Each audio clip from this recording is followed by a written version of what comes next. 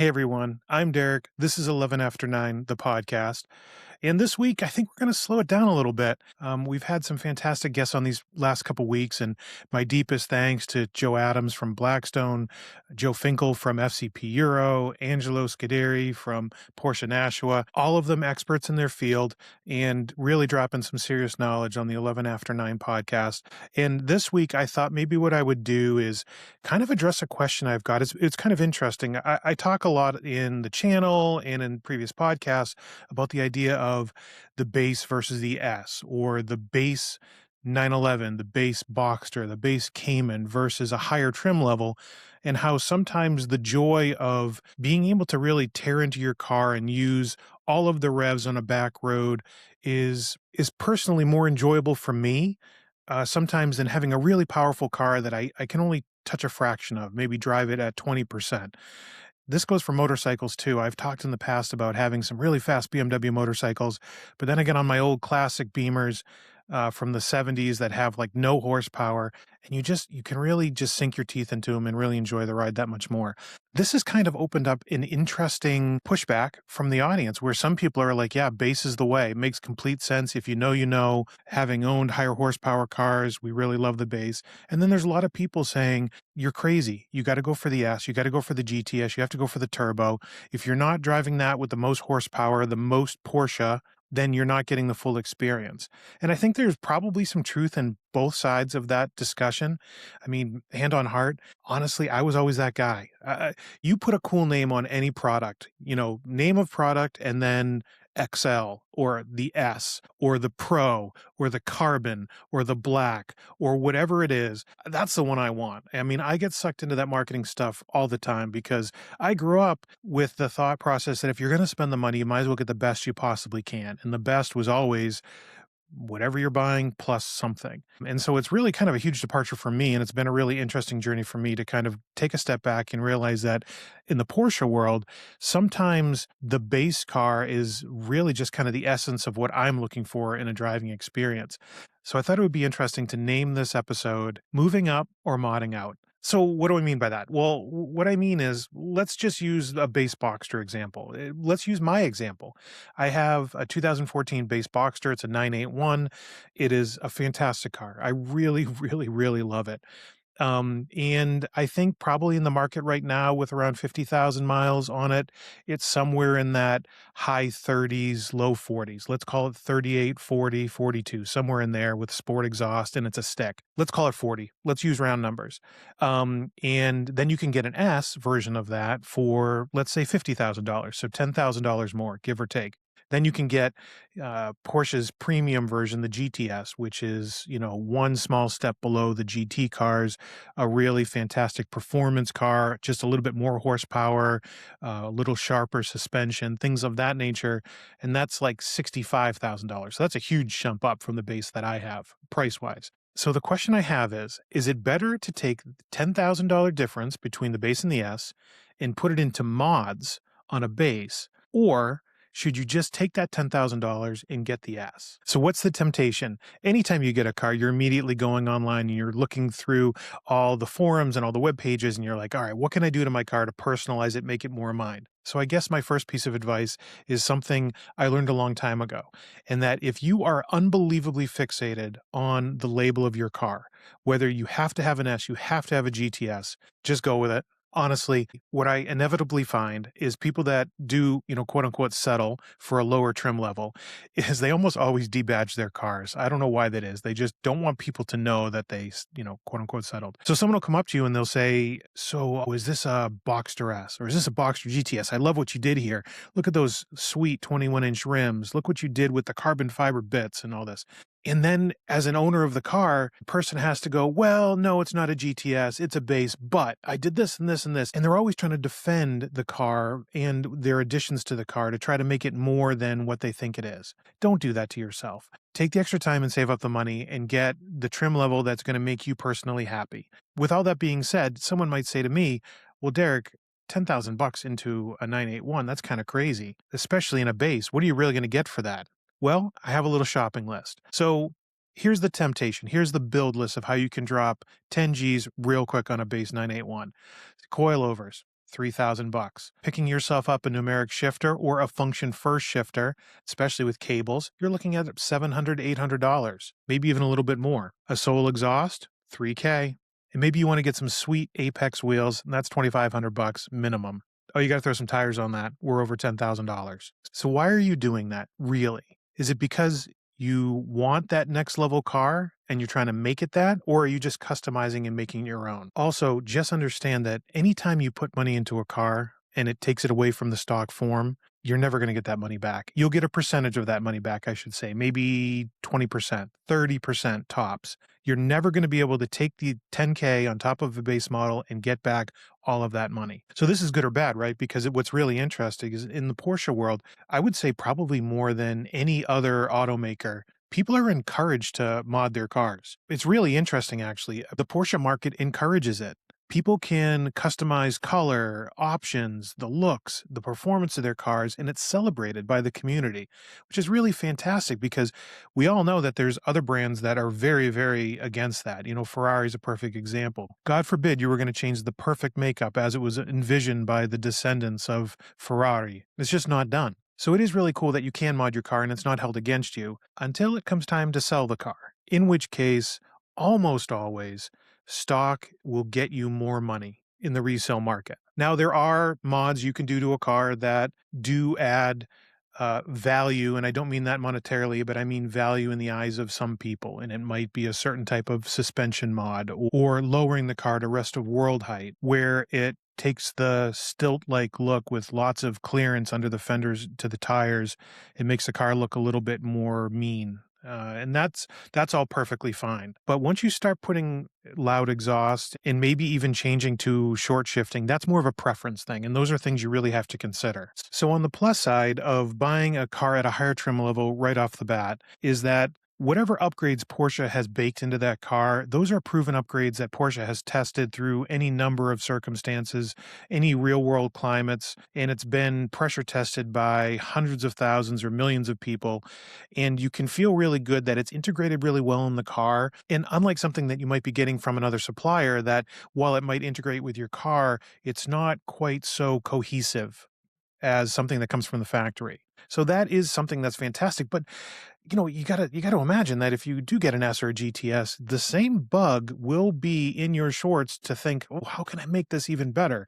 Because my S isn't a GTS or my GTS isn't a GT. Just getting a base isn't going to always cure you of this. So to bring it all back for a final point, you know, I think that if you want the best, you should buy the best. And no matter how much upgrading you do, if you want that S badge or that GTS badge on the door or on the rear trunk lid, that's the way you should go. But if you are going to mod your car, I think that that's okay too. But I think you need to do it with an eye to strategy. I like to think about maybe like an enjoyment per dollar. You know, we talk about smiles per mile, depending on what car you buy, which is kind of a silly phrase, but it's true. But the enjoyment per dollar, it's kind of an idea that I try to live with when I do things to my car. And essentially what that rule is that if you're going to spend the money, spend it on the touch points of the car. So for example, the shifter. You touch a shifter 500, 800 times per drive. Your hand is always on it. It gives you that direct connection to the car in the road. And so it's an extremely important thing when it comes to the overall enjoyment of driving. And if you want to move to a short shift system, or you want to upgrade the shifting action because maybe it's gotten a little bit sloppy, or heck, if you just want to change the shifter itself because you want a shifter knob that feels better in the palm of your hand, those are all really great things that you should do because it's going to bring you immediate pleasure in terms of driving your car. Steering wheel, same thing. I just upgraded the steering wheel in my 981 coming into winter last year. And I know everyone, I will have a video coming out on that. But I was looking down at this steering wheel and it was just this sea of black cheap plastic from my base Boxster and I didn't love it. And so I upgraded it to a newer version of a Porsche steering wheel that looks pretty sick. And I really, really like it. And it brings me happiness when I'm driving it. And it doesn't look out of place in the cabin either, which is important to me. It's nice and heavy. The leather's fantastic. My hands make contact with that the entire time. And I think it's a very worthy upgrade. And I tend to put that on the top of the list. The exhaust. So my base Boxster came with Porsche Sport exhaust, PSE, and I'm very lucky for that. You can have that retrofitted. It is a very expensive option. I've heard it going for as much as $6,500 at the dealer because not only do you have to buy the system and have them put it in, they have to run the wires because it's a valve system, quiet, loud, and then they have to install the button on the dash, and then they have to program the car. And so it's not an inexpensive proposition. But the good news is, in the aftermarket, there are valved exhaust options, and then there's also fixed exhaust options, both of which are fantastic. There's great companies out there with reviews aplenty. I love Fister exhaust because I find for the money they punch way above their weight class. They sound fantastic. They're affordable. They actually sound better the more you use them. They kind of bed in, but it's not an adjustable sound either. I'm putting a Fister set on my 997, so there you go. I'm putting my money where my mouth is. But the sound is everything. And for me, that's really important because it's amazing to me that even if you do have a lower horsepower car, I mean, none of them are slow, but it's amazing that ramping up the soundtrack of your motor makes you feel like you're going faster. I'm sure you all agree with me. I mean, it is a psychological thing. Maybe an exhaust might give you a couple HP more, but not really. But when it's loud in your ears and it adds a little bit more vibration into the cabin, you feel more race car. And that adds to the overall enjoyment and the experience of the car, which is great. So when I like to mod not necessarily for the stopwatch because I don't go to the track. I like to mod for the fizz. I want to increase my happiness in the car when I'm driving it at 45 miles an hour, 65 miles an hour on twisties up here in New England. If you're on the racetrack, you might want to look at it a different way.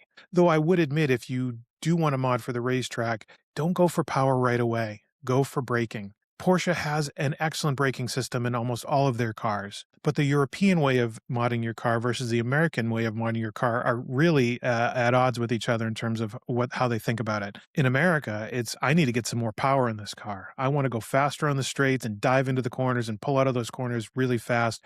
I need torque, I need horsepower. In Europe, they look at braking. Because if you can carry speed deeper into a corner, well, then you don't need as much horsepower to pull out of it because you're at a higher overall speed in general. And while I'm not a racer, I do have a lot of friends that race, and they all tell me that the wins and the checkered flags, most of the time, those come from cars that can brake better rather than accelerate better. I will say this when it comes to modding your own car, be very careful you don't go overboard. What do I mean by that? Well, I mean, certainly overboard could be, hey, I went down to AutoZone and I got every carbon fiber piece I could and stuck them all over the hood. I got vents for days. If you look at my car, you're going to cut yourself. That's not what I mean. But I remember back when I was modding my 993, doing the run list checklist. I was putting on my, I think they were PSS 9 suspension at the time, getting my MYO2 rims, my Fister exhaust, and one or two other things. I was trying to upgrade the bushings, and I had ordered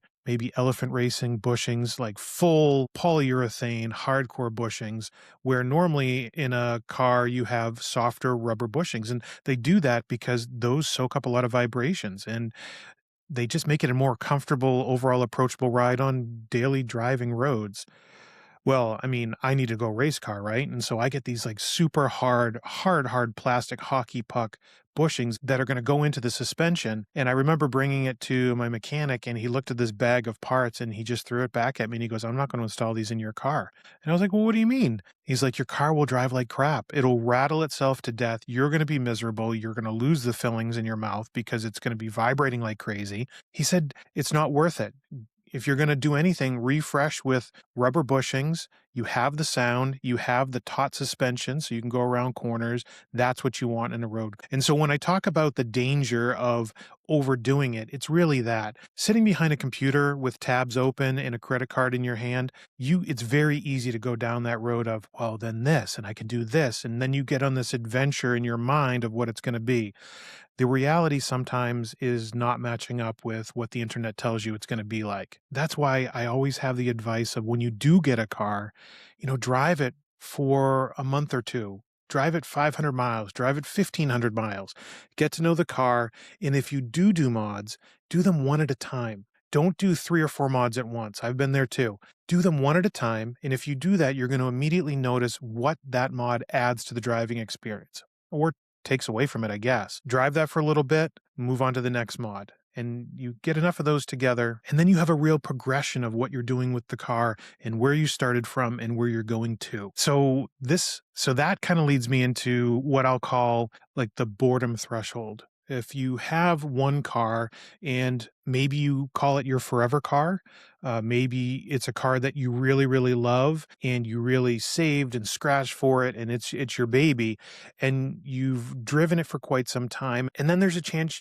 you might be getting a little bored with it. Every owner kind of hits this threshold. You know how the car accelerates, you know how it brakes, you know how it handles around corners. And so when you go off with your friends, yes, it's approachable and you can drive the car maybe a little bit more towards its limit because you know what it's going to do. But at the same time, that limit is fixed. When we talk about upgrading, say, a base Boxster, maybe your base Boxster comes with a stock exhaust, and then you go and put a Fister exhaust on it.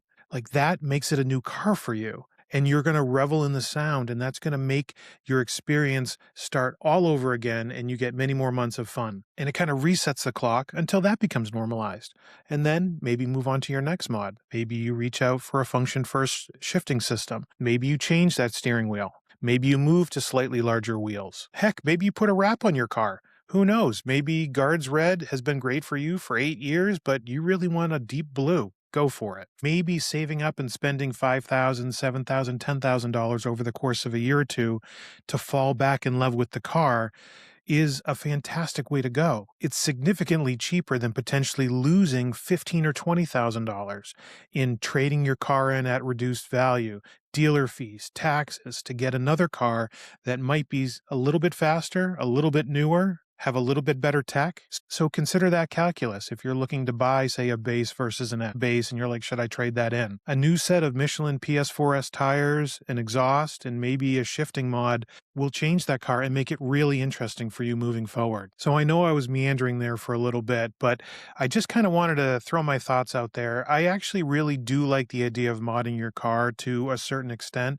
And I think, as I talked about, you can really make it feel new over a long amount of time. When I was looking for my base Boxster, I just didn't have the scratch to look for a GTS. When I was looking for a 981 Boxster and I came across a manual with Porsche Sport exhaust, I was thrilled, and I was willing to give the base a try because I had never driven a 981 base before. And as you know from all my videos, I'm very pleasantly surprised. So who knows, maybe going for a base versus a GTS might lead you down new paths and new experiences that maybe you otherwise wouldn't have. So that's my take. And I'd love if you could weigh in on this topic down in the comments, whether it's on the audio podcast platforms or down below on the YouTube video. Two things if I can. If you are listening by audio, please go to Apple Podcasts or Spotify and leave a star and leave a review, because that's how that system pushes this podcast to new people, because they know if you're listening and you're liking what you're hearing, that other people might too. And also, I might ask if you are active on the different forums, whether it's Facebook, whether it's Renlist, wherever you might be, whether it's Reddit, and it might be a topic that we've touched on a podcast or in one of my main channel videos, please don't hesitate to throw the name out there. You always have my appreciation if you drop the 11after9 name and maybe a link to send people that might not have been exposed to what we're talking about here in this community. So for all that, I want to thank all of you. We're going to be back next week talking Porsche with some new friends, and I'm really looking to have you along. So we'll see you next Tuesday.